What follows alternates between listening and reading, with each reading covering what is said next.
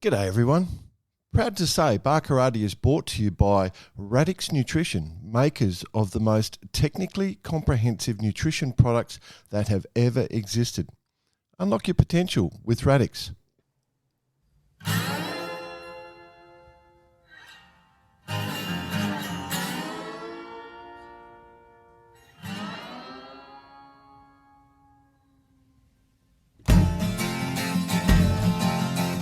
G'day listeners, welcome to Barkarati, the sailing podcast. My name's Jordan Spencer and it's that time of the week where we get to hang out with some really cool sailors, but of course have to share the mic with my two idiot mates. First off, Mr. Brett Perry. Greetings, Exalted One. BP.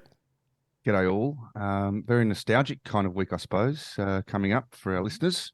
Plenty of, our guest got plenty of experience, hasn't he? So we're looking forward to having a chat today. Yeah. Yes, you're giving some hints away. Let's bring in the other bloke. He had a voice that could make a wolverine purr. Mr. Nick Byers. Speaking of nostalgic, gents, and this is top secret, so don't tell anyone. Top secret. Okay. Top secret.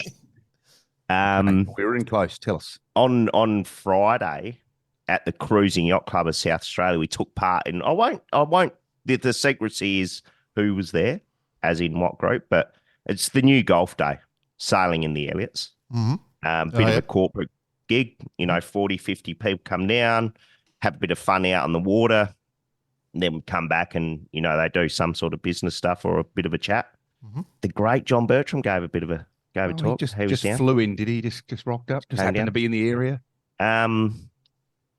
Really insightful. I mean, we touched on it a little bit with our interview with John, like on a lot of the stuff with swimming, and a lot of his mind thoughts and how they got to that and those elements. So for the listener, if you haven't heard that, just search the back catalogue from memory, Jordan. Remember the episode? Episode 120? Yeah, rightio. There you go. Should be in that area. But basically, some really insightful stuff and just shows the parallels also between sport and business. I know, Jordan, we banged on about that for quite some time. Mm-hmm. But bloody good. And the sailing itself, it was just that perfect conditions, just enough breeze to be able to just swing the boats around and in close quarters and have a bit of fun. So, it was bloody good. And specifically the last race when I hooked the top mark I had to jump over the side and clear it from the keel. Oh, no. Nice. But I'd won the day by then anyway, so that didn't matter. So, carry on. I'd expect nothing less. So quick shout out to Julian Newton, by the way, for organising such a great event. Oh, well done, Julian. Yeah, Julian. Cool. Very cool. Should we bring in our guest? Because this one is one hell of a chat. Yep. Absolute ripper. Absolute ripper. It's what we're here for, really, isn't it? I have to thank a little bit of the detail here from a bloke called John Forbes, ex-Olympic sailor. Just want to highlight a couple of things we've worked out. So in 1933, we had the first sighting. Is this like a who am I? Yeah. Who am I? I was born in 1933. Oh, just making you guys. This is your life. This is your life. The first reported sighting of the Loch Ness Monster. Canned beer was first made. Neoprene was invented. Fiberglass was invented. And exactly 9 months before the 6th of October 1933, the most powerful earthquake in 180 years hit Japan. Exactly 9 months. And then on the 6th of October 1933, the great Mike Fletcher was born. Now, for those who don't know who our guest is, Fletch is the original coach. He invented coaching, and you can deny that all you want. He's a result of the Japan earthquake. Many things are a result of the Japanese earthquake, BP. Let me tell you that. Anyway, so our guest today is Mike Fletcher. He's a Sailmaker. He's been a coach at 8 or 9 or 10 Olympics. World champion, Australian champion, coach at America's Cup, coach and everything. So he's an absolute legend. I call him Fletch. You boys call him Coach. And we just want to welcome him to the show. Great to see you, Fletch. Mate, You're a legend. I got to say, how many people do you think you've coached over the years? About half the population in Australia. Because I got into it originally just building boats and winning a whole bunch of championships and stuff. Because I was a pattern maker, which is fine woodwork. Yep. And of course, I made the best malts you've ever seen in your life, and rigged them up, won a whole bunch of national championships and stuff. So I got pretty well known. But then I went into, I built a 14-footer, and that was something I shouldn't have done. International 14. Yeah, the ones they sail in Australia. And then I built a Flying Dutchman. Yeah. I realised that much bigger they were than a moth. When you started rubbing them down and fairing, And trying to find a place to keep it. Yeah. So that's how I sort of got started. And then I got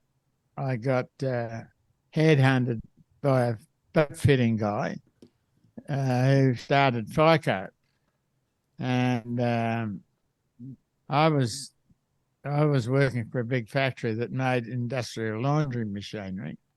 So we had stainless steel. It wasn't a well-known thing to use on boats then, but I had full run on stainless, and the guys in the factory used to go, "Give us that Fletch and we'll polish it for you," and it'd come out mirror finished, Right. Instead of being a kitchen appliance, it was a boat part. blocks and everything I made. And then this guy saw it. He said, "Do you want to come with me?" So sure, there's a big market for stainless steel fittings, the world market. So I went with him. I'd had working for the big engineering company, and we started off, and we went from 10 people. We used to make aqualungs and telescopic sights and things like that, real fine engineering. Yeah. And we went from 10 people to about 60 in 12 months. Wow. This is doing boat parts. Built a new factory over at Lemons. Well, he had a really good production engineer, stamping things out and turning things up. So we just started making them by the hundreds and sold them everywhere. And it turned out it was FICO. Yep. Which was same thing as Ronstand, but we went into it big time and mass producing and stuff. So that's how I got into the boat business, the fitting business, and making all my own stuff. And then I got headhunted again by Colin Ryrie from Sydney, and he wanted to start an Elstrom sail loft because he'd met Paul Elstrom at the games in Melbourne. And he said, "Do you want to come up and run it?" And I said, "Yeah, that sounds good." He said, "Well, I'm going over to Denmark for 6 months and learning the business." And I talked to my wife, and she said, "Oh, it sounds like a good thing to do." So I went and did it, and she stayed in Melbourne with our 2 kids, and I got stuck into that. And when we got it all working, she came up to Sydney, and we had the loft was in Bathurst Street, just up from where Darling Harbour is now. Yeah. So as soon as I got into the sailmaking business, I started working with making sails for people who wanted to go fast, and I started explaining to people how the sails fitted the masts and how the flexibility made the boats have acceleration and all this stuff. And I started going around yacht clubs that ring up and say, "Oh, can you give us a talk?" Oh, yeah, okay. So that's how I guess that went on into coaching. Yeah. I mean, that is a pathway, like for the overseas audience, Fletch was kind of the original coach, is kind of how we view you, like you were the first person that did all this sort of stuff, Fletch. And I think Hence the name lovingly known as Coach. And I think, there's 100%. Somebody said to me the other day, "Who taught you to coach?" Yeah. Exactly. I picked up a manual down at the local bookshop. How to Sail by Frank Bethwaite. Yeah. Spent a lot of time with Frank Bethwaite when he was building masts and I was building sails, and I used to build the masts to fit his sails that had the right bend. And he taught us a lot about how the bend on the mast affected acceleration and life in the boat and everything like that. Things that most people don't know about. Yeah. So when the Taser went from Dacron sales to Mylar sales, I was with Frank. I was working with Julian at the time, and Frank wanders out and he goes, "We're going to test the mast, beep beep." And so lays the boat on the side, and we get 5 10-litre things of water. And we hang them all different points on the mast to get them up in sideways with the sails on to check the sail shape. So there you go, Frank, this way. It's probably one of my sails, was it? I don't know. From what I've made all these development sails, and I made the original sails for the Taser. And we made them for their production boats for a lot of time. Yeah. Yeah.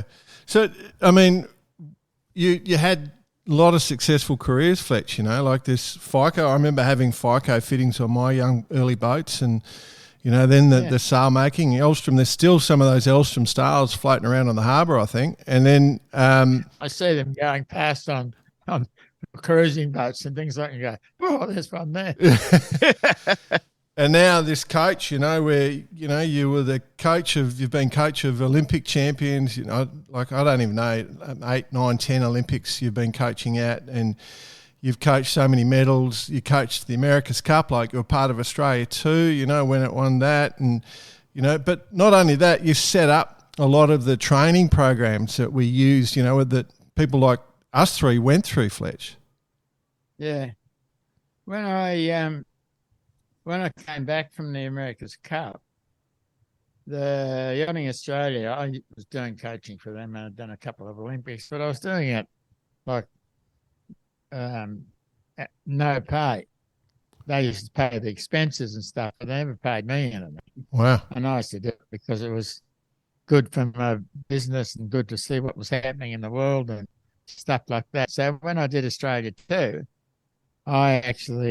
the sailmaking business got into computerization, and that was boring for me because everybody could do it, and everybody was selling good sails. You drove out in the harbour and good, that's a good sail. Oh, there's another one. So it got back. The sailmaking business was being at the yacht club every night, seeing who was building a new boat and getting on there. And it's like I hate that. So I just said I'm not going to do that anymore. And then the America's Cup came up, and Dick Pratt was running Challenge 12. Yeah. And they wanted me to go down there. And I said, well, you're going to pay me? He says, yeah, he made me a good offer. And I said, well, if you pay me that right through to the end of the America's Cup, I'll come with you. And I just got the screwdriver out, took the Elstrom sail down, and that was the end of Elstrom sails. Wow. Didn't sell it? And just I started. Yeah. Eh? You didn't sell it? You just pulled the sign down? Nobody, plenty of people wanted to buy it, but they wanted me to keep running it to get my name. That old chestnut. That old chestnut. Yeah, that's what those businesses are like. So I just said, no, I'm not doing that anymore. So you've gone outside. You've got the Phillips head screwdriver in hand on ladder.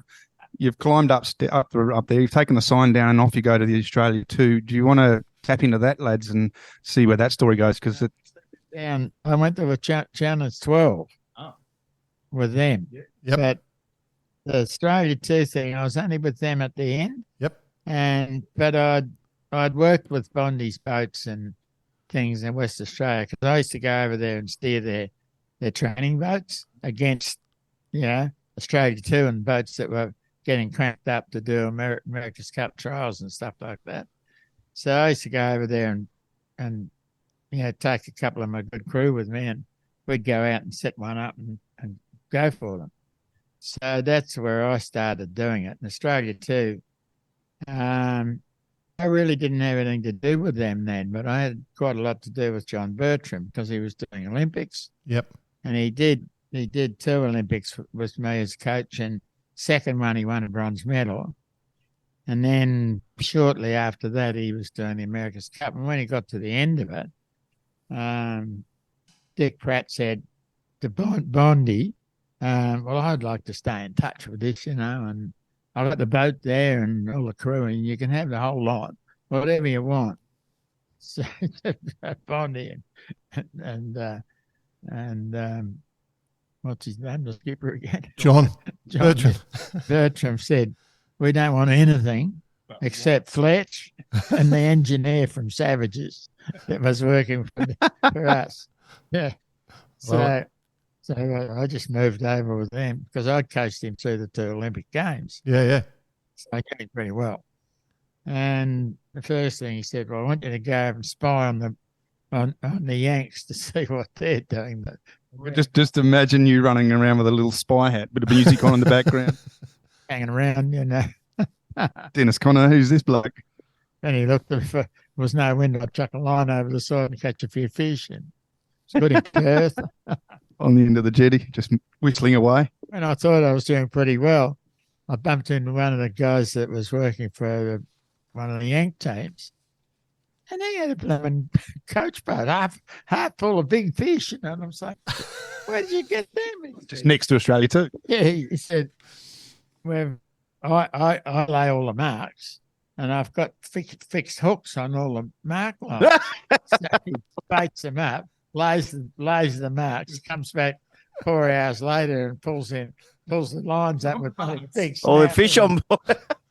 Yeah. Thought that was pretty good. He was a professional fisherman. There's a good idea for our party barge, lads. I like it. I like it a lot. That's very cool. It's I mean, the thing about you, Fletch, is you're sort of, the best way to describe you is, you're not one stuck on the graces, mate. It's like you're a practical bloke. You get shit done.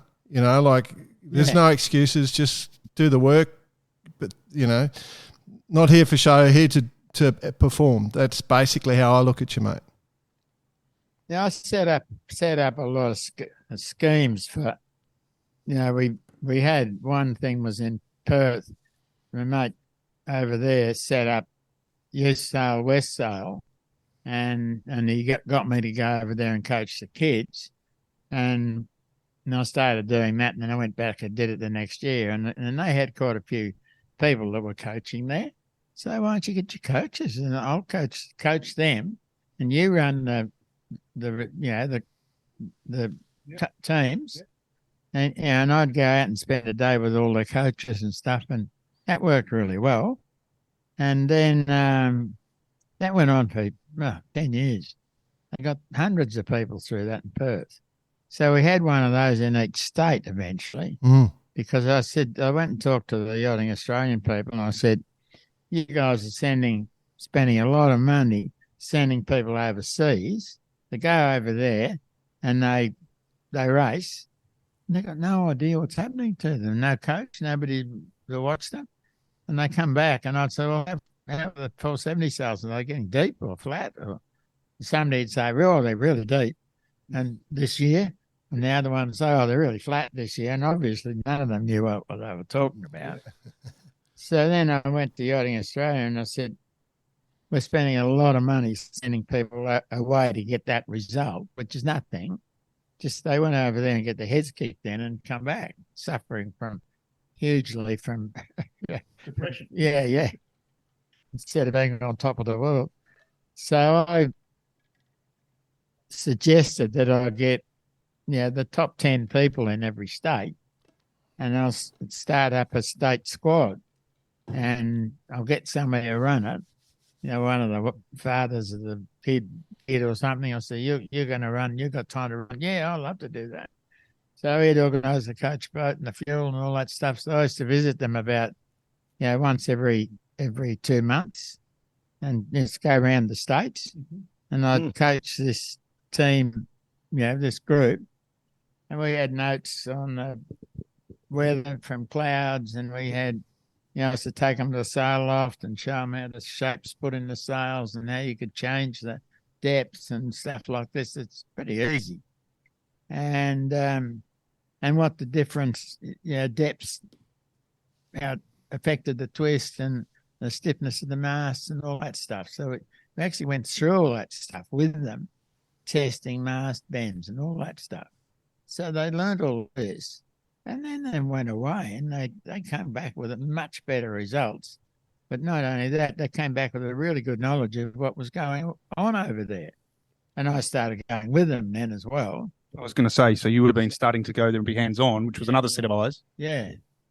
So, yeah, that went on for about 8 or 9 years. And then, there's a new management came in and they said, we don't do that anymore.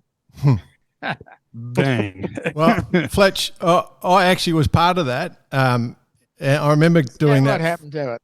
I remember, no, not getting rid of it. I was one of your students, mate. I was part of the squad. And Which squad were you in, mate? Sassy, the South Australian one. And South Australian, yeah. yeah, and I remember I was saying to Bicey before, it was like one of the poor South Australians that never got any information and were hardly done by. we were, but you're about to hear it, Fletch. New South Wales, eh? Well, I remember this one day, Fletch, it was like 25, 30 knots. Me and Sandy Higgins, I was saying with Sandy Higgins, who you'll remember, and we were sailing a 5-0, and it was windy as buggery and big swell coming in. And we're sitting there talking about it, and I said, I think I said it, like, I think it's 25 plus here, Fletch. And he's going, you've just gone, 20 if it's a day. Just get out there, don't be soft. So we get out there, and it's large, and it's on, and you're behind the coach boat, and you're just giving it to Sandy because he's oversteering the boat apparently. So then you stopped us, and then you threw something and said, right, put this blindfold on, and then you made us sail upwind in 25 to 30 in a 5-0 in massive seas blindfolded. And I was just going, what are we doing? But anyway, it worked. It was good. But you weren't both blindfolded. No, I was on the wire. That's how I used to teach people to feel sail. Yeah.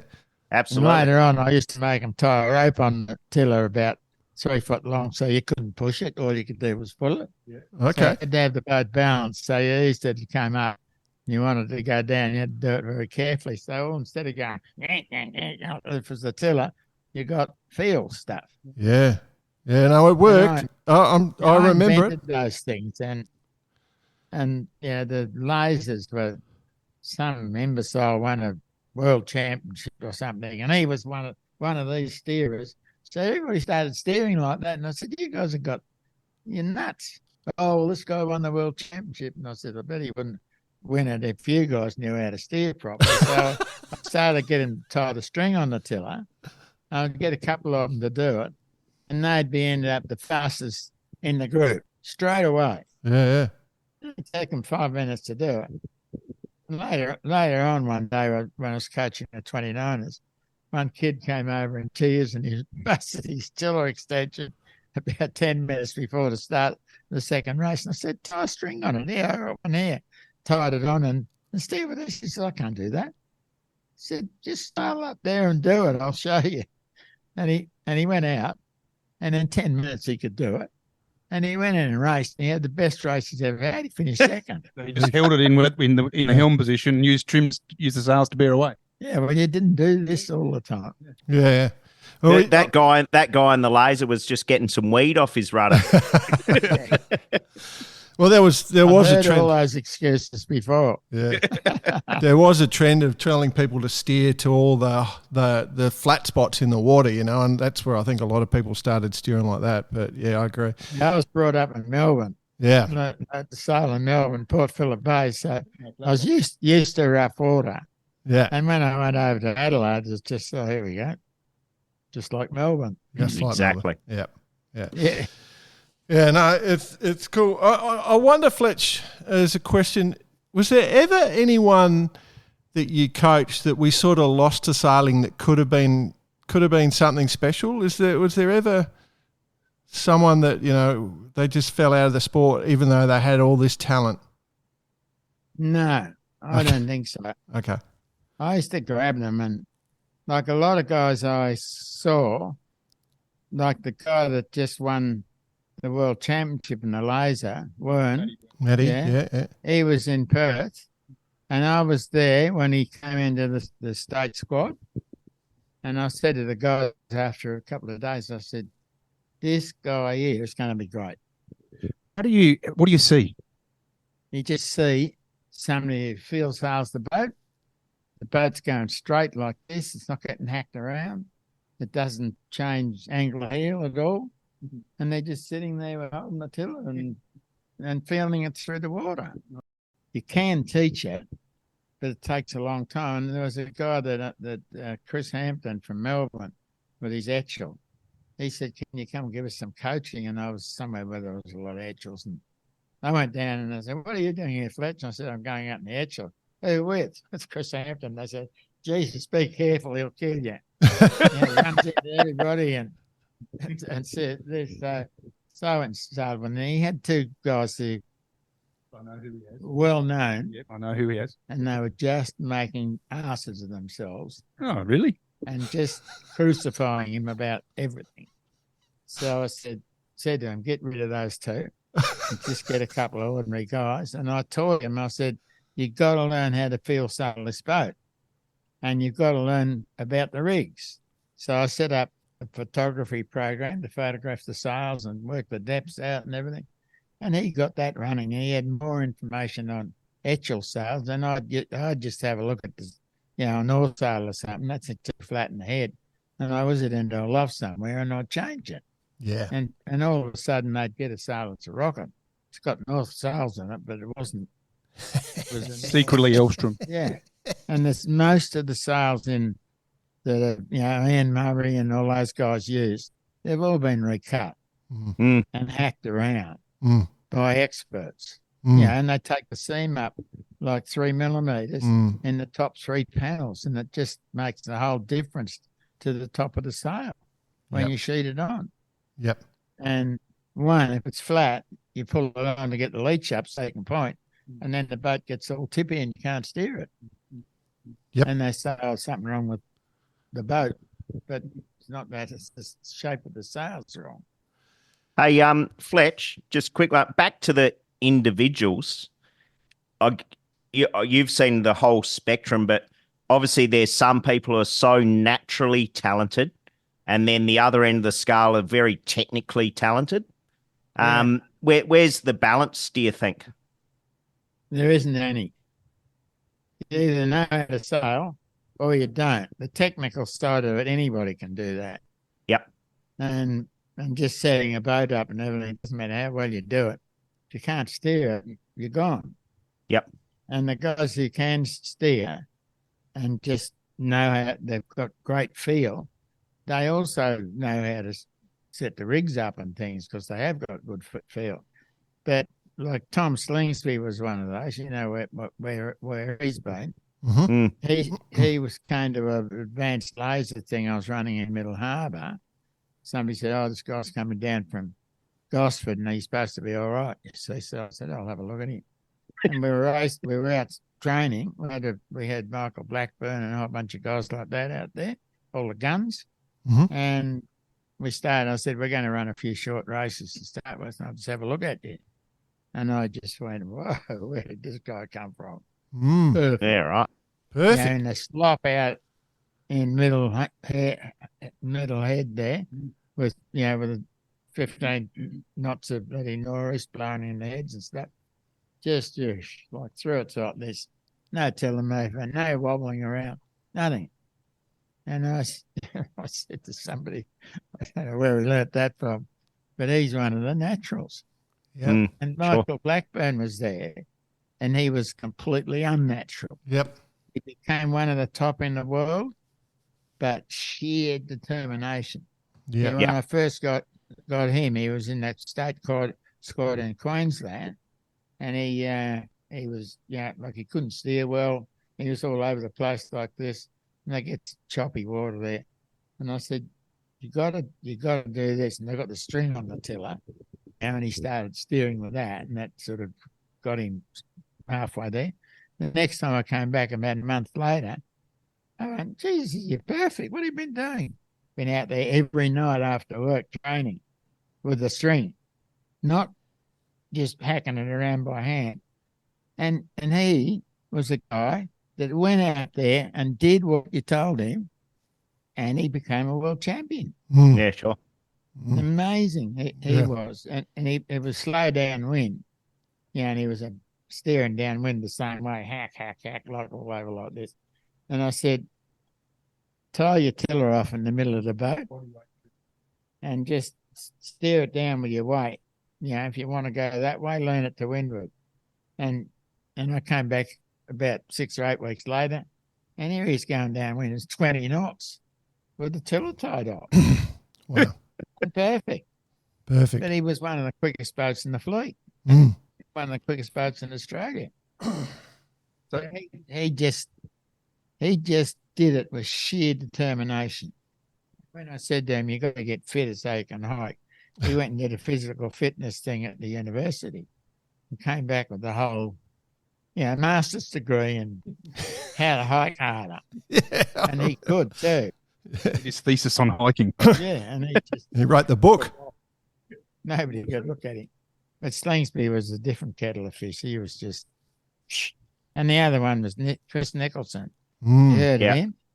Yeah, a little bit. Spent most of my life racing the bastard. He was sailing at 505 with his brother, Yeah. and he got in the state squad up at Lake Macquarie. I was running one there and one in Sydney and one down south because the squad was too big. And he was the same. He was with his brother. Boat was sitting up like dead straight, and it was good breeze. He was out in the wire. He was sitting steering. His brother's out in the wire and just going like this. And the rest of them happened. I got the string out with fuel. And then I went over and I said to him, "Here, stick the string on your tiller," because I'd been talking to him about it on the shore. I said, "You don't need to do it, but just let me see you do it." You tied it on and nothing changed. So you tested your theory and it paid off. Yeah, and that's how he was feeling it through the tiller extension. Let's just go back. Sorry, guys. You touched on that you had John Bertrand in the Finn. Then John got bronze, and then where did you go after John? So there was, I guess that's the 70s and the 80s, and then Glenn Burkott, was he with you? And then no, Berkey was never with me. The first Olympics I went to was in Kiel. It was the German Olympics, and the regatta was out of the Kiel arena that had just been built, and I missed out on getting in the Dragons, and they ended up making me a reserve because I could sail Flying Dutchman or Dragon or anything that was there. I could sail at Olympic level. So, if anybody stubbed their toe or something, I would go out and do it. And I kept trying to push people in front of cars. So that was you obviously in the Olympics. Then John came along, you ended up coaching him. So that was the first Olympics I did. Mm-hmm. And I remember I learned something. Wingnut was there sailing a two-handed thing with a keel on it. Was like the latest thing over there. The latest world disaster and having the best boat for the Olympics. And it was supposed to be like a Flying Dutchman and plane, but have a keel on it so you couldn't fall over. And old people could use it was the thing. So, and I went over to Wingy, and he said, "Can you come out and have a look at us?" And I said, "Yeah." I said, "What do you know about it?" And he said, "Nothing." He said, "All I know is he had a racing flag on the back of the leech, which was very squadron." Yeah. He said, "The only thing I know is when that flag's blowing out the back, the boat goes fast." And I went, "Oh, does it? Yeah, okay." And like 3 or 4 years later, I remembered that. It was a leech telltale, the first one ever. Now they're everywhere. There you go. So yeah, love it. That's a cool one. Hey, Fletch, can we? You can probably not tell this story. You can tell this story, but there is a famous thing from the '84 Olympics with Chris Cairns and Scott Anderson, and their Which one was that? '84, I think, Los Angeles. Oh yeah. Yeah, they used to sneak out at night, and they got a bit of grief for that. Do you remember that story at all? No. I remember later on with Mitch Booth and Forbesy. Let's not burn all these blokes. The story I heard was that the team manager got a bit upset these boys were roaming out on the town at night, and said, should we stop them? And they said, I think your third. I'm trying to remember what you said, but if they can root and win, let them keep rooting. That was That sounds like it'd be a good quote from me. that's the story. Definite t-shirt. When people are Definite enjoying t-shirt their material. sailing, when people are enjoying their sailing and doing it well, why do you want to change them? Well, that's our philosophy. And they'd go out, like the boat would be rigged at 10 o'clock in the morning. They'd go out and do 3 races and come back in at 3 or something. What are they going to do for the next 10 hours? That's it. Yeah, they used to go and Get in an ice bath, go and do some recovery. No, go out and get on it. John Forbes and company and Darren Bundock got put in a nice bath at the Institute of Sport. I heard them scream from about 3 blocks away. I said, shit, we're not going to do that again. You got me. I wouldn't have got it in there in the first place. Yeah. It's. I remember now, isn't it? I remember I was at it. So the other, like Mitch Booth and Forbesy, Yep. they used to go out every night. Yep. And they'd stay out till about 10 or 11 o'clock. And people would say, what are you doing with those? Are you letting those guys just go out and play up every night?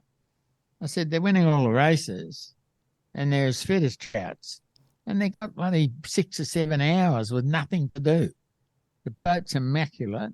Doesn't need any work on it because it's all been done. I said, they don't drink. Neither of them drink. And they used to go out, and Mitch Booth was a top drummer. Oh, He'd go out and there was a band playing. He'd move in and take over the drums wow. and lift the thing like he was an ace. Yeah, so yeah, that's and later on when the Olympics got really serious and you weren't allowed to have any fun at all. Yeah, and people trained just as hard. Yeah.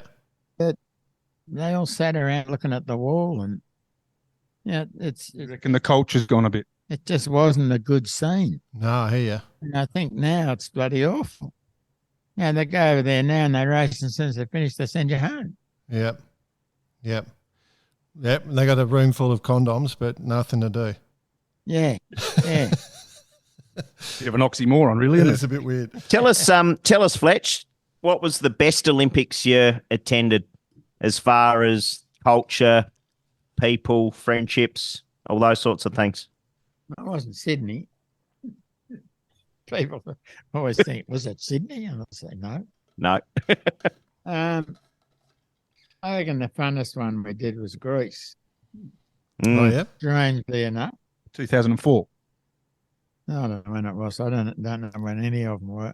So, yeah, and we were staying in a good place, and there was a pub halfway home. We used to call in there and have a couple of drinks and have dinner and go out sometime somewhere, and we just had a good fun. And the water was warm, body temperature. It didn't matter whether you're in it or out of it. It was the same temperature, and the races were run well, and it was good. Am I remembering wrong? Wasn't Greece the one where we did had all this wind data before the Olympics, and then turned up and found out that the anemometer was behind a wall or something, so it was getting poor data? That's my memory, but I never heard about that. no, I might have been the wrong Olympics, Fletch. But anyway, People make these things up, I think. yeah, could be. I like spreading stories. Most of the people I knew had anemometers like clouds and people like that. Yeah, They knew not to put them behind walls. yeah. And one day we were at some Olympics or something. There was a whole bunch of people there. Probably wasn't Olympics because we were all hanging around talking shit. And they all got their cloud said, let's get all your anemometers and put them along this wall and switch them all, and we'll go along and see what the readings are. Oh, that's a good one. That was pretty funny. It was. They were all different. Yeah. I love it. Hey, Fletch, I'm guessing you had, because I remember you won the Heron Nationals with Colin Beashel as a kid. You got. I didn't think anybody would remember that. Oh, mate, he's Jordan here. Our Jordan here is probably the most learned person in sailing. Not really. Yeah, people used to get me and give me a hard time about that. Why is that? But we, Yeah, well, Colin was, I think he was 7 or 8, and he was just the right weight, very, very little. Mm. And I said to Kenny, my son was going to do it with me, and now he didn't look like getting wet. And said to Kenny, who I knew really well, what's Colin doing? And he said, he's just finishing doing the flying ants, but he'd be available the next day. That was the first heat, so he came and started with me. And it was a heron that I built, and it was just a rocket ship. Yeah. And it was amazing because I built it to sell it. The herons were pretty popular because all the old moth sailors were sailing them with their kids. Yep. So I knew a lot of the people doing it. And they, people were going, oh, you won't get into this. You can't win in this. We know all about this stuff. So I built this heron, and over about 3 seasons, because I was going to just finish it and sell it and buy a lounge suite. So it ended up, I was building it in a lounge room in a big house that we were renting. It was just had rough sanded floors and things. So I got it all framed up, and it was drew it out full size and everything. Didn't draw it off their plans, and I had it ready to put the plywood on, and then we bought a house over in North Ryde, so I shifted it over there. It was out in the backyard under a tarp because I didn't have a garage there yet, and so it sat under the tarp for 12 months, and then the next year I had the garage built, and somebody said, the Heron Championships are on, Nationals are on in Sydney Harbour. I looked around and there wasn't anything else I was really interested in doing. So I said, I better finish the heron off. I said to my wife, and she said, yeah, that'd be a good idea. So I rang Bisho. I need a couch. Yeah. I rang Bisho up and said, could you send us a few bits of spruce down for the spars with a groove cut in them? So he sent them down, and I planed them all up and then put them in the boat, put a sail on it. It'll look good. So I thought I'd better go down and have a little go down somewhere where Middle Harbour they were sailing them, and had quite a big fleet. So I put a brown paper bag over my head and went down to Leeward. Yeah, we weren't in a race. We just started down there so we could see everybody, and we just went dun dun dun dun dun. Cool. It blew everybody away. And then I took it back to work, and I said to the guys, we better make a decent set of sails for this. And we made another set of sails. And then I sailed the invitation race, not with Bisho, because he was still doing his thing with one of the young girls that was somebody's daughter. And we got second. And then the next day, Colin was there, and he just was good round the boat and stuff. We won every race. Wow. And some of them by half a lap. Wow. And it was there's only 80 boats or something there. Into Colin Diesel. Yeah.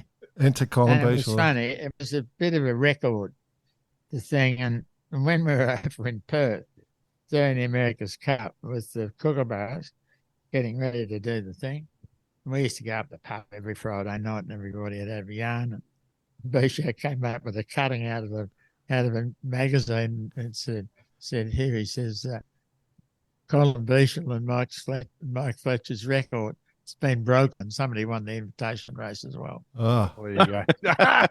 Because it was obviously you didn't want to win the invitation race. Like 20 years later, wow.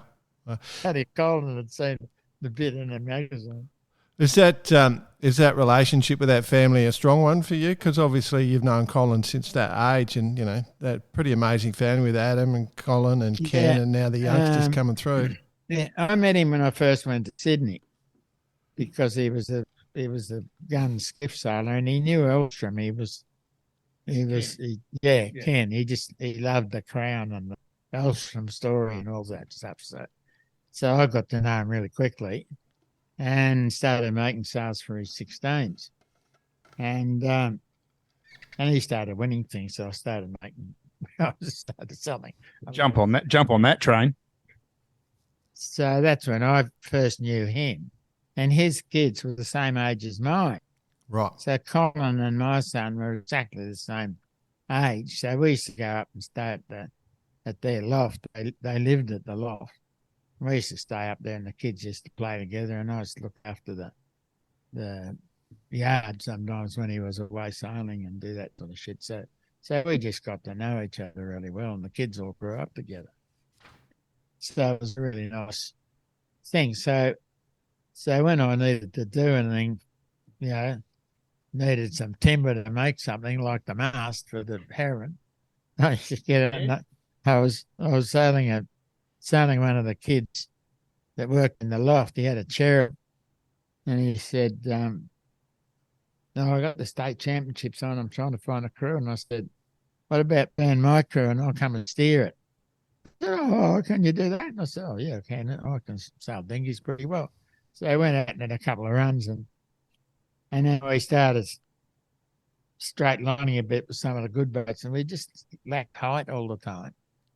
And I pulled the centerboard out, and it was one of Frank Bethwaite's boards, and you always had small boards. Yeah. And I said to him, I said, "This board's not good." So I rang Kenny and I said, "You got to hunk up decent timber there. I want to make a centerboard." So I said, I'll come home after sailing on Saturday night and stay the night. So I just got it out and band sorted it around and shaped it up. I had to plane it up, shaped it all up, and sanded it and put a coat of varnish on it, put another coat on in the morning, and we used it that afternoon and blew everybody's doors off. The old days, eh? Yeah. I love it. I love it. And all these things that happen to you, like it happens to you again when I was coaching the Flying Dutchman guys. It was from Smithy from Hobart, and he kept talking about this bloody carbon fibre centerboard he built for the Flying Dutchman. And they were in the Olympic team, and they were training before we went to the Olympics. And the boat was always tippy and didn't have the acceleration. We were buggerising around with a rig. And all of a sudden I said, "Where's that centerboard?" And he said, "Oh, it's in the boat." He said, "I'll stick it out the bottom when we lay the boat over and just see how stiff it is. You can jump on the end of it. It doesn't move." And I said, "Just take it out and throw it away." And did you get the board that came with the boat? Because it was a good production boat. Yeah, I said, "Put that in." Yep. And the bloody boat took off like a rocket. Yep. And those things, they keep happening. Yep. Most people they never see it, and they put up with that for the life of the boat. Yep. It won't point, or it hasn't got any acceleration and all this sort of stuff. And they go through the sails, they recut, they do masts, they do all that, but forget about underwater. A lot of money. Yep. Hey, Fletch, you've obviously coached a lot of classes in your time. Do any classes stand out significantly for you as far as, producing good sailors or good culture or for any other reasons? Not really. They're all the same? I guess a lot of people start in lasers, and you look at them and think, "Oh, they're a heap of garbage." And they are, because the masts then, like I discovered fairly quickly that by looking at a few sails and starting to test some masts. I was working in Singapore, and they had 10 brand new lasers there, and I wasn't doing anything for the whole day, so I set up a testing thing and started hanging some weights on them. Like some of them bent this far and some of them bent this far. Yeah. Wow. They were just chalk and cheese. So I've got the stiffest one, the top and bottom pieces, put the stiffest one together and put the softest one together. And the guy who was sailing there, who was trying to get in the Olympics, I said, "I've got something for you to do this morning. I'll sail the one with the soft rig and you sail the one with the stiff rig." And we went out there and he went like this. Like he was about 5 degrees higher all the time. And I thought, geez, I might have forgotten how to do this. and then it was only 10 knots, so I didn't have to hike too hard. And the swap boats, and I did the same thing to him, only worse.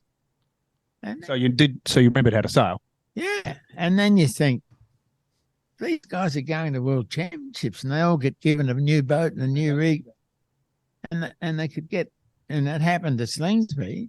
He went to the Olympics and just got hammered, and he probably had a really soft mast because I didn't know about him then and wasn't close to it. So, but later on in the Olympics, I said to Blackburn, because he was right into it, and I said, you got to learn to do this. He said, well, it doesn't make any difference. Like, they just give you a new boat. I said, if you hang some weights on it and you know it's really soft, at least you know how to set it up.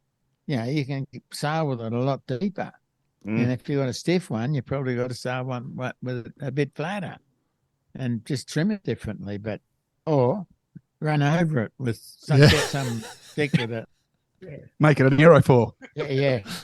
Yeah. And there was a lot of them got run over. Yes. Oh, yeah. Yes. Accidentally in the car park, got run over. Yes. Something fell on it. It fell off. When the fin masts, like, I'd been unstayed masts for years because I sailed fins when I first started sailing Olympic stuff, and they were wooden.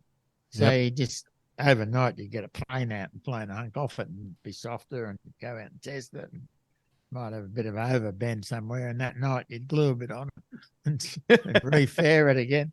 So I'd been involved with all this stuff for a long, long while. Yeah.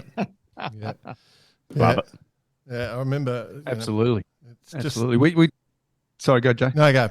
You I was just going to say, look, off air at the start of the show, a certain name got mentioned, and we had this person on the show a couple of years ago, and he had nothing but admiration for you. That name is Adrian Finglass. You've got a bit of a story about Adrian, have you? Yeah, well, he was the one that he and Squawk. Yeah, he and Squawks. Friend of the show. I told him he was the wrong weight, and he didn't take any notes. But I coached him right up to the end. And then Olympic trials, they flew like buggery. And that's exactly, that was me in a fin. I was never heavy enough. Yep. And then 10 knots, I used to win by miles. And then it started blowing, these big fat guys that just cruise past you. And Normal-sized human beings. yeah, and Finglas came to me and he said, I want to have a talk to you, Fletch. He said, I wish I'd listened to you. He said, I just wasted 4 years of my life and didn't get in the Olympic team.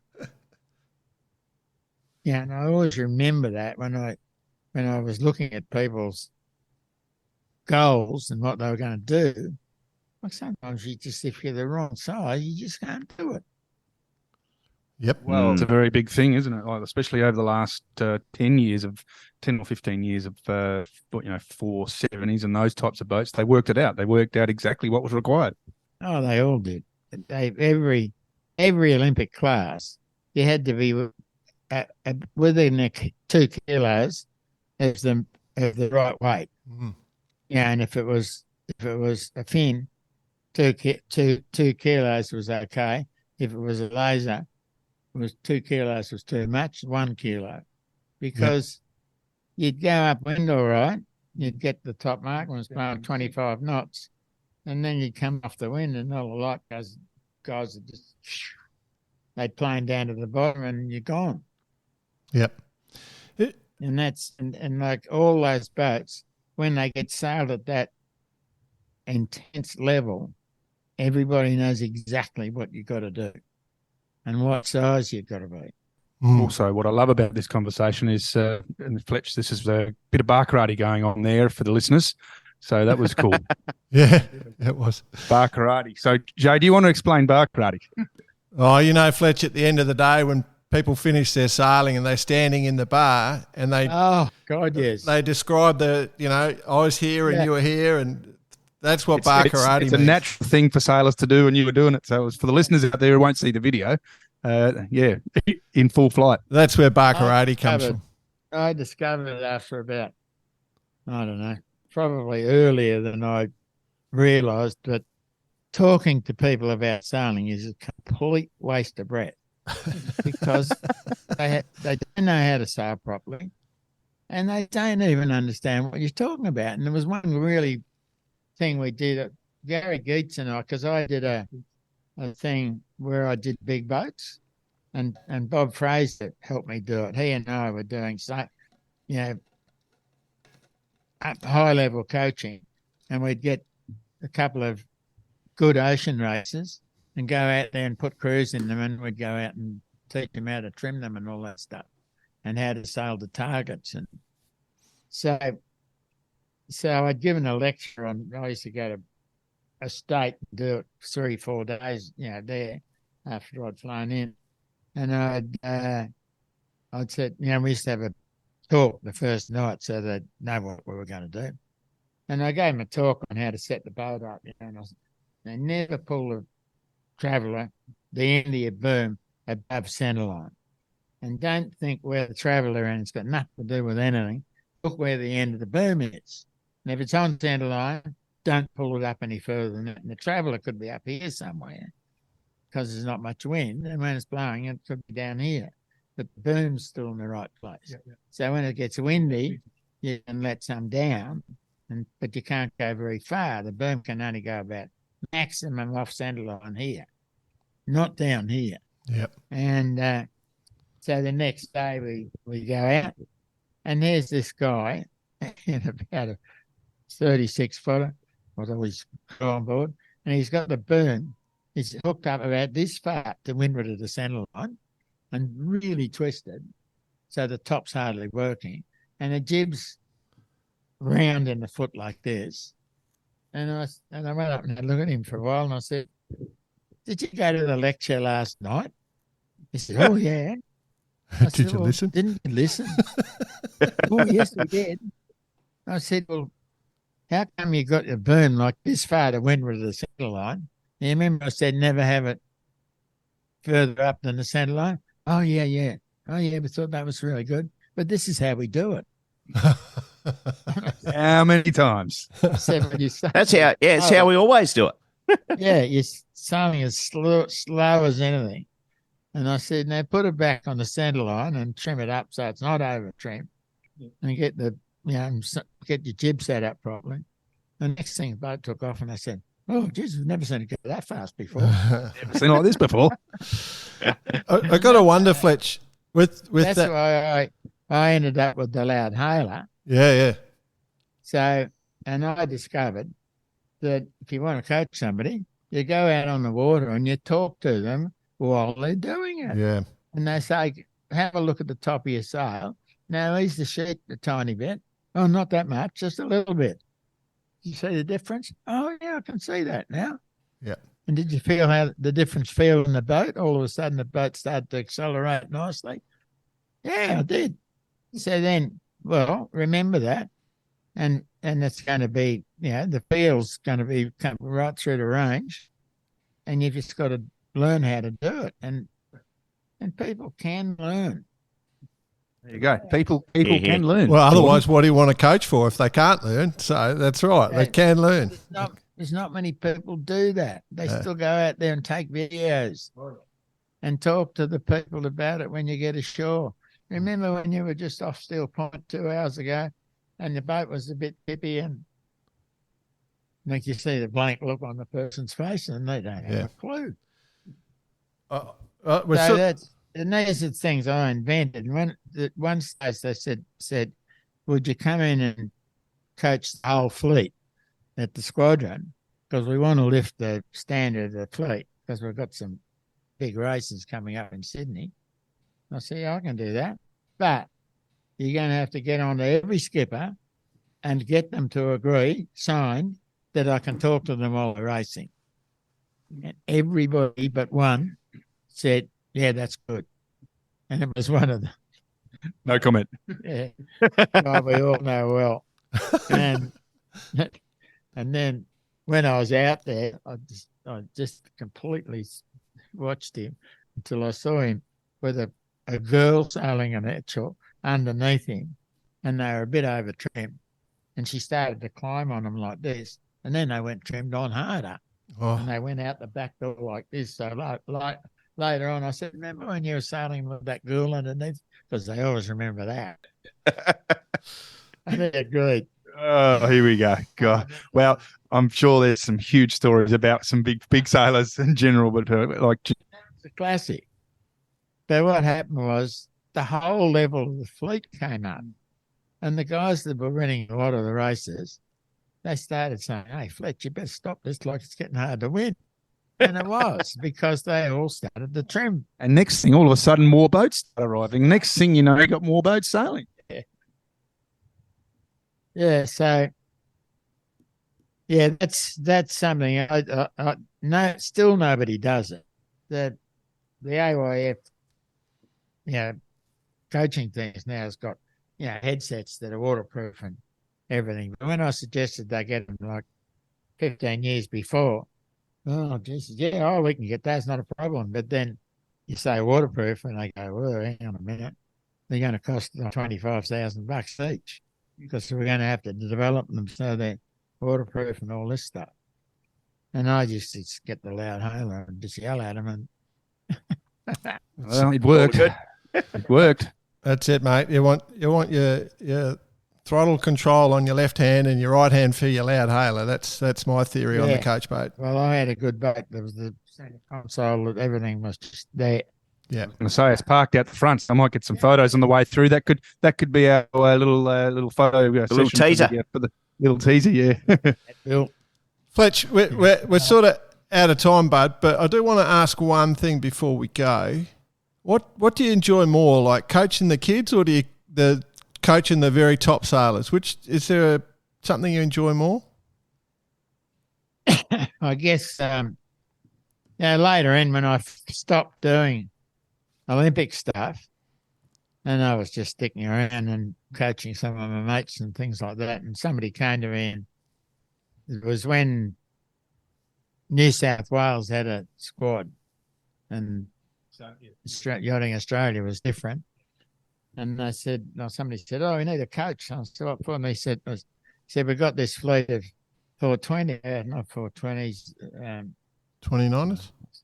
Eh? 29ers? 29ers. Yeah, with one on the trapeze and really good rigs in them and everything. And I said, I'll do that. So then my mates were walking past and going, how are you going to get on with an old fart like this, you kids? And I was saying, we'll be all right. So went out with them the first day, and just typical of young people, like they have a concentration span of about an hour maximum. And then it just gets hard work. So I said to them the next morning, I've got a bit of news for you. You've got a concentration span, I figured yesterday, of about an hour. And a few of them said, you're being a bit generous, aren't you? I said, possibly I am. So I said, in future, I'm going to set the course on the way over here, and we'll go out there and we'll do some short races, and we'll work like hell at getting things right. We'll do some practice starts and do all this stuff, but work really hard at it. And after an hour, that's it. And we'll think of something fun to do for the next hour. So we used to do the first hour, and they were into it. Yeah, and then their learning skills went like this. Like they just were learning like hell. And they were just amazed. They were saying, oh, fuck, Fletch, this is great. So the first hour you did hardcore sailing. What did you do that was fun? Oh, obviously, if it was a good breeze, we'd put spinnaker on and run up to Manly and come Just send it. Yeah, go up to around the Opera House or doing anything, that you didn't normally do. Yeah. So you're putting fun into sailing, lads. I love it. I love it. Making sailing fun again. I like it. I love it. People used to come up and say to me, geez, you don't train those kids too hard. I said, just watch how good they get. Yep. The first state championship we had, I had 10 boats. They finished the first 10 places. Nobody else. And they did that for about 4 years. Love it. They won every regatta for the next 4 or 5 years. Love it. And then I run into Ian Murray. He'd taken over running the high performance thing. And he got under me, saw me, he said, you got to come in and rejoin Yachting Australia, because I was working for Yachting New South Wales because they're all merged. So I went in there, and he's running the high performance area there. And I went in, and he just started killing himself laughing, because he said, you got to get your first aid certificate fixed up again. And I said, what are you laughing at? And he said, 3 of the girls from the office came in that run the high performance and said, there's some guy named Fletcher reckons he's going to coach the 29ers. He hasn't got any qualifications. It just, How'd you pass? He said, I just burst out laughing. And he said, give us 5 minutes. I'll write some of his qualifications. I'll get the AWIFE book out. He'll get his sailing masters pretty easy. They were the people who were running high performance, and a lot of them came from Sports Institute in Canberra because they were all getting the sack. Yeah, they were taking the Sports Institute, the rowing over there and the something else there. And the Institute of Sport was going down. So that was pretty funny. it is funny.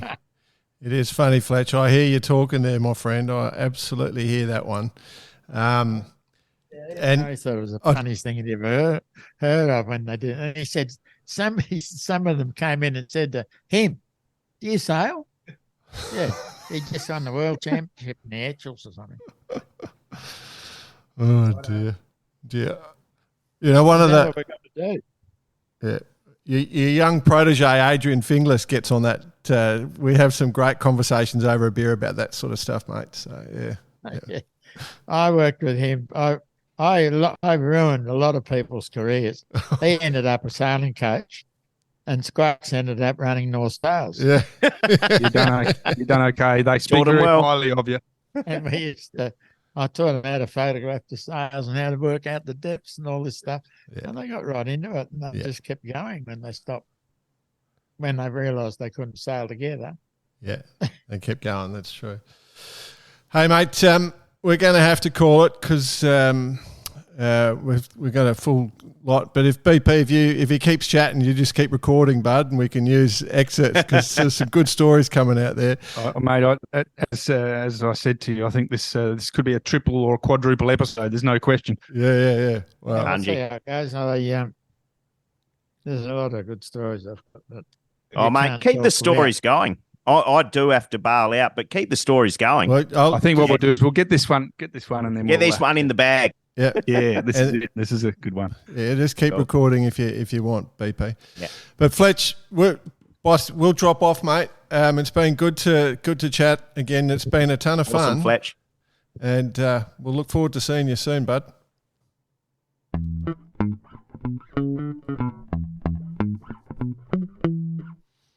I guess personalities is the key here, and I guess we're talking about someone who never takes a backward step and always says what he says he means. He's upfront, and that's kind of the way he's gone through his coaching career. He kind of fell into it, didn't he? And it was a style that probably isn't around now. You know what I mean? It's sort of changed, but he's probably been saying that he's probably shaped it. The modern coach, but I don't think you're ever going to see another coach as such like him. I think, well, first of all, you've been coached by him, Jordan? Mm-hmm. You've been coached by him, BP? No, I have not. Oh, all right. We're running at 66.6%. But I remember just as a young fella, Fletch came to Lincoln for the school's teams racing stuff. And, I mean, what an honour. And I think he actually probably invented this, the saying that he's forgotten more than anybody even knows anyway. Yeah, that's it. Yeah, and you he's can coined that. And I'm glad to see, Jordan, that you've modelled your coaching career off such influences like Fletch. Yeah, well, I mean, that's kind of true, boss. Like, that really genuinely is true. Like, when you're saying BP, there's no one like him, I think there's a lot of his alumni that are picked up some of his habits, like you mentioned AIDS in the interview. We've got plenty of coaches out there at the moment doing it, and they've all come through with Fletch. Like, he was, as we said, he was the original coach. And so, my key takeaway there was, of course, you coach the person, the way they sail the boat, steering with the rope, just to get them feeling at home there. But the observation of everything else around, to see what all the other boats are doing and how they do it and what's fast and what's not fast, that was one of the key things I took out of it, if that makes any sense. Yeah, as a coach, yeah. I mean, you don't, like, with coaching, you don't need to have sailed the boat. As long as, if you've got a bunch of boats out, you can actually just pull it all apart and see it straight away.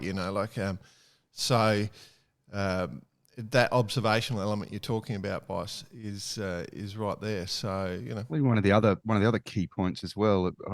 I don't know if it's sort of being forgotten by the, let's call them, the sports parents. These days it's about it, even his philosophy was about the fun. He never lost that element, and our sport in particular. I mean, I go through it with my daughters. I mean, they're not going to be sailors. I mean, No dinner if they don't win the third set. Well, that's it. Correct. It's a fun sport, and if that is forgotten, then I think we're in a bit of trouble. Yeah. I just wonder, boys. Do you reckon if Fletch was emerging now, he'd pull up alongside you after a race and say, here's some Radix nutrition just to try and get you as well? Do you reckon he'd embrace that? Oh, of course he wouldn't. He wouldn't. He'd be on the latest of latest. Right. If you look at where he was years ago, he was cutting edge. So yeah, I guess in the day he was. Word has it he was handing out army rations. This is the modern day army ration. It's another bow to the string, isn't it? So performance through health. It is kind of a great little thing just to have during for me when I was doing big regattas and worlds, you try and sneak a Mars bar into the tank and grab it, but now you could just rip out some Radix and away you go, sort of thing. That's quite just easy. To make sure you really get that sugar hit right at the start at the gun time. Radix has no sugar and no salt, so you don't get that. That's right, exactly right. So you've got it way better. So, but anyway, if you're interested, just jump onto the website Radix Nutrition. And remember, if you use the code Barkarati, you'll get a discount on us and enjoy performance, as I said, through health. Absolutely. Okay, boys, so we're moving on to other news, club events, all those sorts of things. Anything you guys want to bring up, or do you want me to lead on this one? Oh, you can lead, Jordan. Okay. Oh, actually, don't you have something, VP? Sorry to jump in like that. You were Chief Sizzler yesterday. I was Chief Sizzler, but I got sacked. Oh, yeah. Well, is that because you were putting in orders for interstaters? No. Just explain what Chief Sizzler means for those who don't know. Chief Sizzler. So basically, guys and listeners out there, we've got what we call the Sabo state titles, and the Sabo is obviously a youth boat, mainly sailed on the east coast of Australia. 50 boats, absolutely wonderful. Wow. Run by Des Moines Sailing Club, just down the road, and Jimmy Beck, very big name in yachting in years gone by, is putting a massive effort into it. And I was there Friday night and put my hand up to volunteer because it was all happening. And then yesterday morning, a massive southerly came through. Shortened sail, so all the parents were back on the beach. So the parents got in there, and I just went down there and ate. Well, I put my order in, but I haven't seen my snag yet. It was great. I mean, 50 kids, 50 boats. So there's double-handed and single-handed. So there's probably 75 kids all sliding down the hill out the front on cardboard boxes while the parents sat around and ate all the food. I love it. Cool. Hey, Jordan, before you do kick off with everything that's on the run sheet, there's, of course, probably the second best race in the world, which is coming up. Teakle Classic, Adelaide Port Lincoln Yacht Race. You don't bang on about this much. You don't bang on about this much, do you? No. And I just wanted to remind the listeners of the importance of such a regatta going forward. Kicking off Friday, the 16th, Adelaide to Port Lincoln. Going to be a bit of a showdown on Boston Bay between SMB and the new Hooligan, which will be taking part. Yeah, that's going to be interesting. Looking forward to taking part in the annual pilgrimage back to the place of birth. It is a pilgrimage, isn't it? Yeah. And we'll just have the same conversations on the rail as we normally do every year. Yeah. Oh, how many Lincolns have you done? Yeah, what happened here? Oh, do you remember when that guy fell? Blah, blah, blah, blah, blah. Yeah, so, same old shit. Then get there and, the it's fair chance, and I'll warn you now, if you are relying on me of doing any sort of recording during that period, Stiff shit. Won't be We've tried. happening. We've tried in the past. Didn't we go gave well. that a go. We Didn't know work. it's still, we know we don't excel in that Nikolai area. Sehested still talks about it. We should actually give ourselves a holiday over this time frame. Genuinely, should give ourselves a holiday because it's never great. It's never great because self-control bot. No, It's you're not right. so much self-control. It's just that it's something that one lacks. it's not the self-control, Jay. It's just the time frame. I mean, you do the race. For the listeners out there, it's 160 miles. It starts off sort of semi on the wind, and then it just opens up. And if you're on a sort of a semi, fast racing boat, you can be there at 3-4 o'clock in the morning, Saturday morning. And the presentation's not till Sunday afternoon. And we're actually going to chuck a couple of sails in this year, just to a bit of training out on the given the showdown that's about to follow. Yeah. Wow, that's getting way too serious for Port Lincoln. Anyway, We digress. So it's the Lincoln race, and then which goes Adelaide to Port Lincoln, Bicey's hometown, and no time for a statue there. Hashtag. Not time for a statue. And also then it follows on with Lincoln Week. So not only will the TPs be racing, or the 52s be racing, there'll be a whole range of offshore boats. But then also got a message from Brian Partridge, who is the Australian Sports Boat Association South Australian rep, that the sports boat national champs will be on during Lincoln Week, including Julian Berthwaite will be there on the 89er. For those who haven't looked that one up, have a look. with one Jimmy Beck. Yep. There's a 79er there with Aaron Winkland on crank as well. So Brian on the 79er, Ben Kelsey on the Phuket 8. Remember when they came out? And the Lion 750. So a bunch of high. No Magic 25s? Yeah, well, I don't know. Do they count? I don't know. But anyway, so that was a good one. But also Brian mentioned one of our favourites. Let's be honest. If we're all going to be honest here, one of the favourite events is the Malang Goa Malang racing. It is. Yeah. So just a heads up, that is coming up on the March long weekend. Looks like they're going the double header. So Goa to Malang and then Malang to Goa. It is a great event. It's one of the old-fashioned ones where you get hundreds and hundreds and hundreds and hundreds of boats at. I don't know if we still get those sorts of numbers, but it is a good one to be involved in. So I believe the monohull record. What was it again? Oh, yeah, that's right. We got it. Nice. Yeah.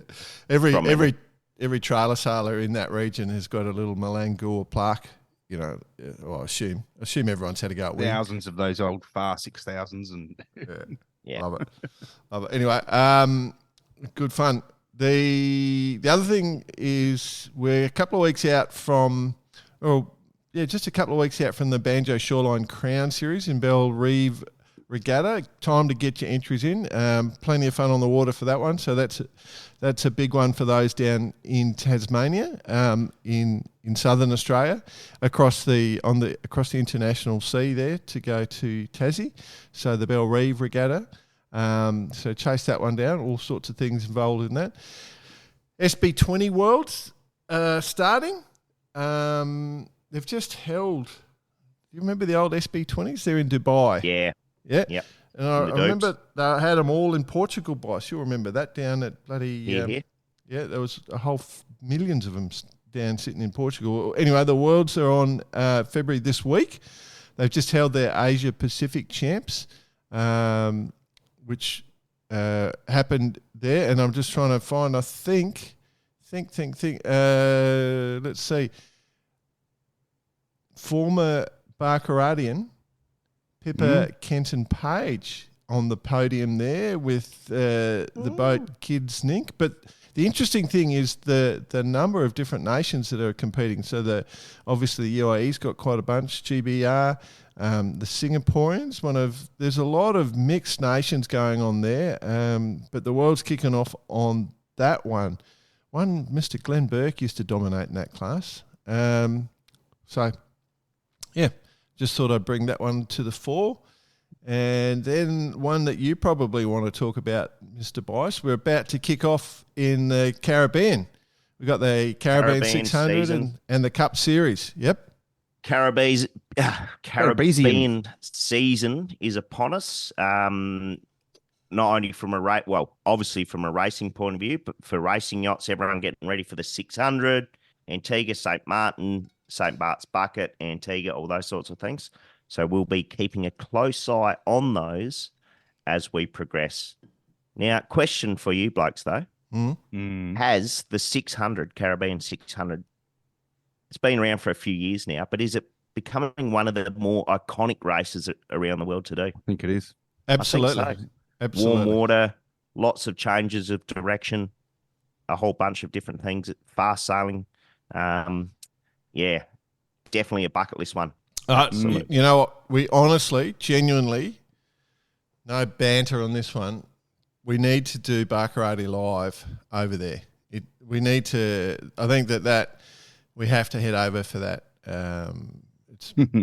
That's the ultimate, the bucket in my bucket list. Yeah, The bucket's in your bucket. The double bucket. The double bucket. Double bucket. Yeah. Very good. 100%. I think you're heading over there, aren't you, boss? That may or may not be true, Jordan Spencer. Oh, I'm not allowed to say things. It's alleged. No, I'll be heading over for St. Bart's Bucket. So, just a bit of big boat stuff. Love it. See how we go. Love You it. see the note about the Bruny Island race, which is currently not on. I haven't heard any results, but that was being run at the moment. Yeah, the Bruny Island race is on. Live, Correct. Wild Thing 100. Wild Thing 100 has taken line honours literally as we speak. There we That's go. correct. I'm just trying to pull all that detail up, but Wild Thing 100, both hull and mast. Alive was next, then Porco Rosso, Jazz Player in fourth, so that was line on Jazz player was just jiving some. So that's basically, I think it's the 97th running or something of that event. It's a quiet race that just goes under the radar, doesn't it? Yeah, I a loop always hear around about it. A loop around Bruny Island. In terms of distance, it's about 90 mile, about 87 nautical mile. But yeah, at the moment, Alive is leading the way in terms of IRC, Porco Rosso in second. But yeah, the Wild Thing just hanging out down there. It's a good one. Very Lovely. cool. Nice one. Right, just before we jump away from events, we have to mention the most important one, I think, the Fireball World Start. So we just had Festival of Sail in Geelong, and now you guys have left. The real sail has come out, and the Fireball World Champs are on, boys. You got any observations across this? No? Okay. They've just had what's happened is they had the nationals first, right? Yep, just and then had they them. go into the worlds. Yep. So Worlds will kick off today, I think, from memory, or tomorrow. It doesn't matter when you're listening to the podcast. It's on this week, basically. So Nationals, as you said, Mr. Bice, have been completed. A dominant performance from Dave Hall and Paul Constable having a good win there. The interesting thing is our young mate, Mr. Ben Schultz, who is a well-known entity around Adelaide, sailing with the newly crowned Australian 505 champion crew, Angus Higgins, who is the 470, is trying out for the 470s in the Olympics, sat there in second, and obviously Angus very close, and from the very storied South Australian family, the Higgins family, no choice but to go sailing in that family. Then DJ Edwards and Viv Townend in third. So that's sort of the form. Payne's there in fifth. Oh, so there's a lot of names we know here, boys. An awful lot of names. Sophie Jackson into 10th. So Sophie, I think, sails with Angus in the 470s. So that's interesting. So that's a big split. But yeah, good. I think this will be fun. Great place to go sailing. And absolutely. Yeah. Perfect place for it. Yeah. So best of luck to all the competitors. We'll follow back up on this one. But somebody, I can guarantee, out of this regatta will become a world champion. Yeah, mate. that's Your a given. vision sometimes is beyond me. I don't know where you must be born this. I was sitting here wondering what was going to happen, to be honest. Yeah.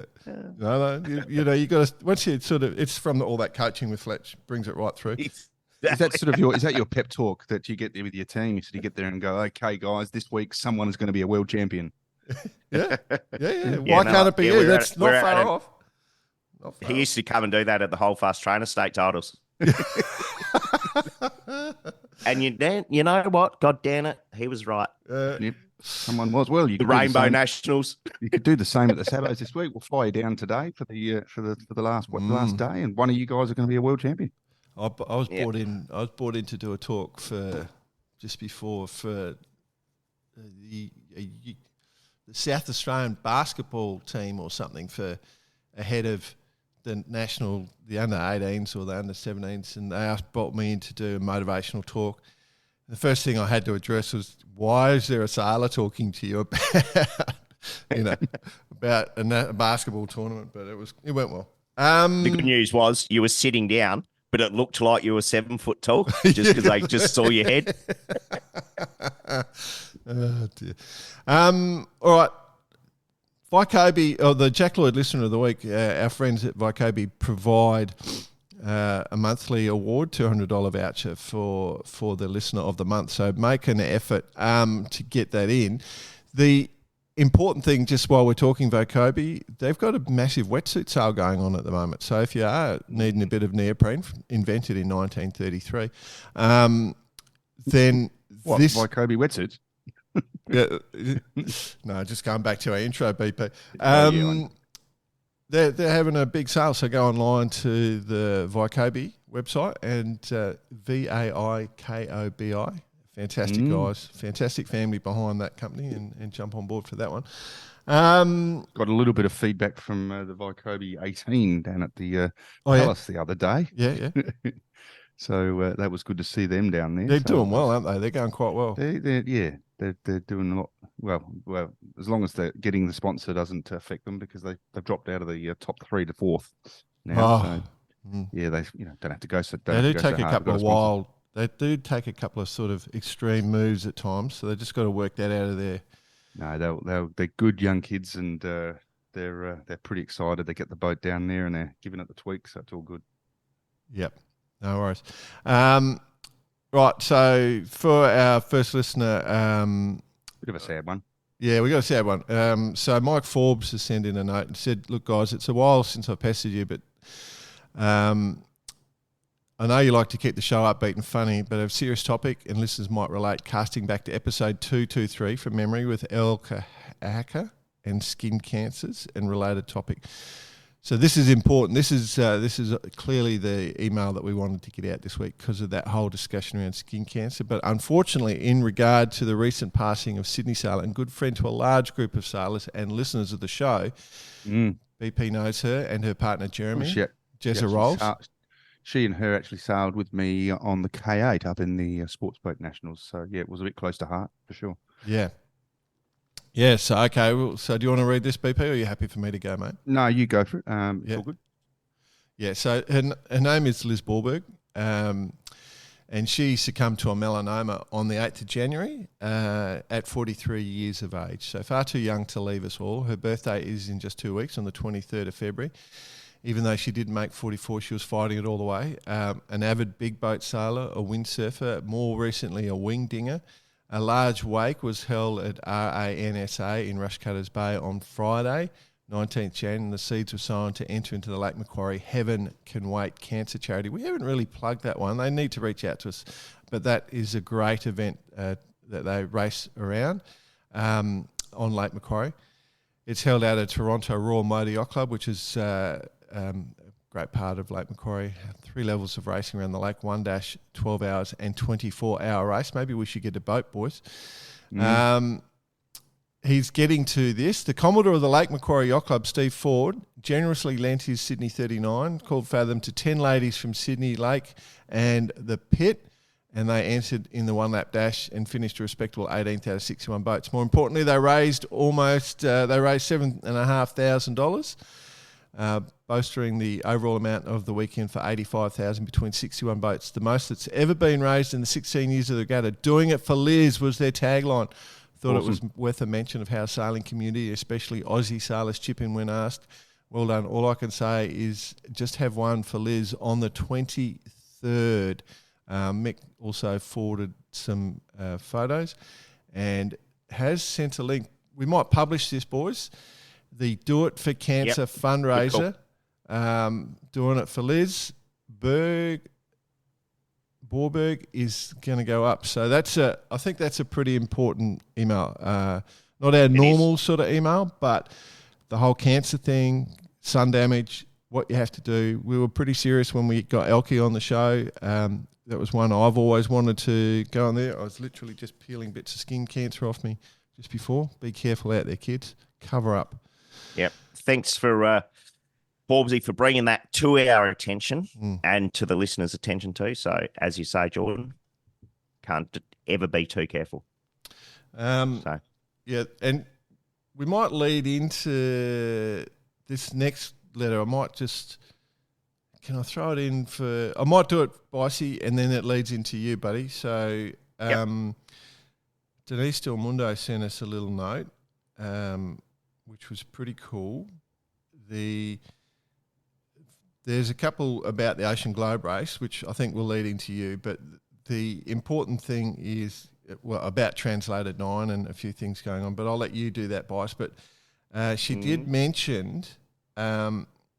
she loved that Maiden rounded the horn on Girls and Women in Sports Day. So, which is a good spot. Good pick up, Denise. Denise, all over it. So, yeah, and there's a bit more going on with that event. But to do that... Ole, ole, ole, ole. Feeling hot, hot, hot. It's hot time with Bice. Feeling hot, hot, hot. Always brings a smile to my face. It's like ripping a fart, isn't it? It's never not funny. I try not to laugh. I do. I try not to laugh. It just sort of happens. You should get Harry to record while you're at Lincoln and get everyone to do their own version of it. Like, just put the music on there and have other people doing it, and it'd be hilarious. Right? Oh, could you imagine if the song came on at the nightclub? Oh, Jesus. Audio, man. BP, I've just had an idea. Oh, I love it. Love ideas. Every time we go out together from now on, we're going to be doing requests. Can you do? Can you play hot? It's Buster Poindexter. Buster Poindexter. This is how much I remember. That was about 1990, 91 that came out. Buster Poindexter was his name, I reckon. And the song's called Hot, Hot, Hot. I'm going off memory, but... And that date. I'm willing to be called out on that, but 1990 or 91. I don't care. I love the name Buster Poindexter. Yeah, so do I. It was brilliant. Yeah. Well, I won't be at the nightclubs anyway, so I won't be part of it. So. No, of course not. No. So, all right, straight OGR, gents. Yep. And it's kind of like the busiest place on earth at the moment. Cape Horn, yeah. And that is Cape Horn. We've got majority of the fleet have rounded Cape Horn. Well, probably hard as we speak, which is also the place where the old teams are at the moment. The intersection. Watch yourself. The intersection. Watch yourself, OGRers. Yeah. Quickly on the OGR side, though, like as we know, no technology on board as such. Yes. Just go to the tracker, ladies and gentlemen out there. Just check their tracks. I think there are a few nervous people at times because they're in pretty close quarters getting around the horn, not to mention at some points there's like, is that boat going to go inside? Is it going to go around? They have to jibe. They need to be contacted. There was one little, I saw a Facebook post from OGR. Were getting a little bit nervous with one of their competitors that they couldn't get hold of. And then you look at the tracker now and it's like, oh, geez, right on the lee shore. And then they finally jibed or tacked or whatever, got out of there and just heading around the horn now. In other news, OGR Translated 9 has suffered some hull damage. They're going to the Falklands just to suss out what's going on. I've looked at the video. Yeah, so it's worth a look for sure. How'd you get the video? Yeah, I knew that was coming. I threw that out there just to see if you buy it. Exactly. Well, How? What? Because no technology allowed on the boat. So one, how do they do a video? And two, how do they get it off the boat? Albatross. Pretty clear. Yep. VHF. Up in in the air. in a waterproof box, throw it in the air. Albatross grabs it and flies it up to the peninsula. So the albatross grabs the pelican, pelican case, I guess, with all the stuff in there. he flies it up. He flies it up to the Chilean. Flies it up to peninsula. the Starlink satellite. Oh, and Satellite. plugs it into the old Plugs it VHS. in USB. Yeah, USB-C now. It translates the VHS tape cassette recorder straight over to USB. Technology, mate. Elon Musk, he's all over it. Those albatross are all over it. Anyway, for the listener, we ramble. Go on, check it. Go to the OGR website, check it all out. It's all happening out there. They're all getting around the horn. Everything looks hokey dory compared to a day or two ago where things were a little bit sketchy. Yeah, Speaking of the horn, as mentioned, the Kia Old Team Challenge. Good mate Charles Cordeliers definitely leading the way nicely, just beating his way. Well, just heading up the coast now. Home stretch, 5,000 miles to go. Is it going to be a record? Don't know. Stand by. He's doing an amazing job, isn't he? Just amazing. Absolutely. He even sort of he was very smart. I noticed during the week he just basically stopped the boat whilst that it got ugly. He didn't. He stopped racing seriously just to cruise through. So absolutely brilliant. We got Armel Leclerc about to go around the horn as we speak. On the bank hop after his kind of dual stops. But whilst I've banged on about this pretty much every week is kind of one of my favourite events going on at the moment, I'm a little bit disappointed. Wasted 2 briskets. Basically, there were 2 or 3 opportunities for the Frenchies to drop in for a brisket. Yeah, but they didn't choose it. Little old Adelaide. We might have to move it. Time to deploy the barge, I think, gents. Lost in translation. I think so. Did you put the notice out in French? Translation? Yeah, I don't. Yeah, I said, "Le guys, there's a brisket on at me la home." Oui. You're fluent, mate. You're effluent. Well done. Now, like I said, I mean, you can always just have them on in the background. I'm sure they'll get eaten. Yeah, no, I've had one on for 18 days now. Geez, imagine how tender it's going to. Imagine how tender it's going to be. Right. All right, that's called slow cooking. Your other one, boys. Ilka Masterworlds is done and dusted. Oh yes. I won't go through all the winners, but there's some pretty prominent names up there. Once you go through the Apprentice Masters, the Masters, the Grandmasters, Great Grandmasters, the Legend Fleet in both Ilka 6 and Ilka 7, it's we'll be here all day. So, but everybody wins a prize. Go check it out. Adelaide Sailing Club. Again, well done to Adelaide Sailing Club. Phenomenal 3 events with the Nationals and Oceanas. Then, of course, the Worlds, and then, of course, the Master Worlds. And a shout out to all the volunteers that took part. Just going back to Roylie's chat last week. It was big, as you said. Yeah, well done. I was just, they got the perfect weather. Well, that's the other thing mentioning. Yeah. The weather's not normally like this. No, actually, it was. Before. It was typical classic Adelaide sea breeze conditions. A good 20 plus every day. Those beautiful mornings. Which, from a world's point of view, when you're talking these guys all going to the Olympics, that's one side of it. When you're in the Masters, there's a bit of fun attached to. There couldn't have been a worse bloody forecast, I tell you. For those, I did read a write up from one Andy Dyer, which was quite funny. I don't know if you saw that. He said, "Whoever just a bit of relief. Come on." He said, just round at the bottom mark, he was yelling out to photographer to hurry up and take the photos because he's got nothing left. For those, so well done to everyone who took part. Yeah. And of course, Adelaide Sailing Club. Yeah, for the non-locals who haven't done Adelaide, Adelaide's sort of a forgotten part of Australia, and many times, and all 3 of us that's where we all met and stuff. And the sailing off Adelaide is as good as it gets. The conditions are just, like you get everything, but when you get a sea breeze, it's pumping and it's strong and it's in the ocean and But you have these. I was just talking about the mornings. The mornings there when when it's in that pattern, the clear skies and the walks on the beach. It's just stunning, and then the breeze just comes at 1 o'clock. Yep, she's on. Very good. 2:20 at 2 o'clock. Used to that's it. Used to stand there with my wetsuit on and me windsurfer there, ready to go windsurfing. Exactly. Yeah. Anything else, boss?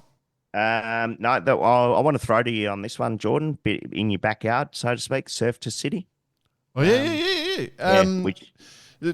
We can't really say too much but classic conditions for the surf to city. So that is, it leaves from Southport in Queensland and heads north to Brisbane. It heads actually around the top of North Straddie, and then comes back to near Redcliffe, which is the start of the Brisbane to Gladstone. So it's basically it was 25 knots from the southeast. Good 2 metre swell running. It's absolute dream conditions. Like you're wetting your pants because you just sail basically downwind. You've got about a 1 mile beat, and then you've got a power reach across into the finishes, basically how the whole race sets up. So you got, you're downwind for about 80 mile and then probably 50 mile and then a mile beat and then a power reach, and that's pretty much the standard for it. That's how Queenslanders race. And she was glamour, but one of the problems being with this race is they don't do results. They sit on the results for a while. They try and hide them until presentation. God knows why. Oh, that's fair enough too. I mean, in this day and age, to actually not show results when everyone's working it out, it's like the kids' footy is what I'm going to put it down to. Oh, they don't take result, count the goals and points. But yeah, everyone knows. Yeah, everyone knows. Or is it a special Queensland rating rule? Yeah, it could be. It could be. Yeah, they're waiting for bribes. Depending at the on moment. what time the race is won, and depending on where your boat's from, you're either half an hour ahead or half an hour or an hour behind, rather. But I mean, it gets some great swell. Like I did it last year, and I was going to do it this year. There was a couple of boats I was going to jump on board, but then with Barkarati, I couldn't fit it all in. So commitment to the course. Good to see. Well, you two can fly it off, but I've got the magic box that does all the stuff, so I can't. I've never skipped an episode. For those who've never noticed. We know that. Yeah. So you are the glue that binds us together, Jordan Spencer. Move on. Anyway, you are the leader. You are the. It would have been an absolute cracker. You hold the key, Jay. You hold the key. But I didn't get to do it. But for those who did, would have had an absolute ball. But results will come back to you with on that one. But it would have been. I was just thinking about Barkarati without you. It would be just the voice. Shut the hell up. Anything else, boys? Because I've got one other. Nah, go, boys. A lot of fun this week. We saw from West Papua, which is the western side of Papua New Guinea. There was a big tall boat, and we saw AMAM, our mate Alistair, with his mate and our mate Pete. So Pete Harkin and the Ronston Harkin Challenge. The Ronston Harkin Challenge. So the boys went away on a busman's holiday together. They went sailing on a big old, I guess it was a square rigger, I don't know, but an old large sailing boat, and they took all the fam and friends and spent a week on this boat together, and they were sending out photos and banter, and it was great to see, and it was great. I think there was a guy from West in the US that went along as well. So the good business, that the two biggest brands in that space, they love each other. It is quite funny to watch. It wasn't much love when the Ronstand flag went up. Oh, yes. I reckon what would be interesting is both.